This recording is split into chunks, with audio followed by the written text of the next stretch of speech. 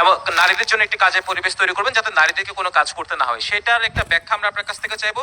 আর আপনি কর্মঘণ্টা কমানোর আপনাদের দল থেকে একটা কথা বলা হয়েছে এবং সেটির বিপরীতে ব্যাখ্যাও দেওয়া হয়েছে, কিন্তু প্রশ্ন হচ্ছে আসলে নারীদের জন্য এই উদারনীতি কেন? দুজনের প্রতি আমার একটি প্রশ্ন থাকবে। শুরুতেই মুফতি সৈয়দ মোহাম্মদ ফয়জুল করি।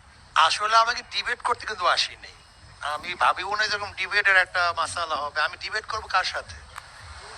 আমার ডিবেটের তো সেই পর্যায়ে একটা করবেন, আর একজন নায়েবে আমির থাকতো, তাহলে আমি ডিবেটে যেতাম।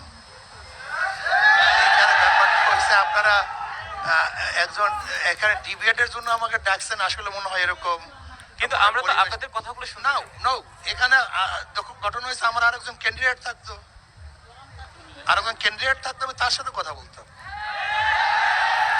সরোয়ার ভাই থাকতো, তার সাথে কথা সর্বজন শ্রদ্ধেয় ব্যক্তি হিসেবে সবাই তো আপনার কথা শুনতে চাই। আপনি এখানে ডিবেটে আমাকে ডাকবেন, কার সাথে ডিবেট ডাকবেন? আমি কার সাথে ডিবেট ডাকবো?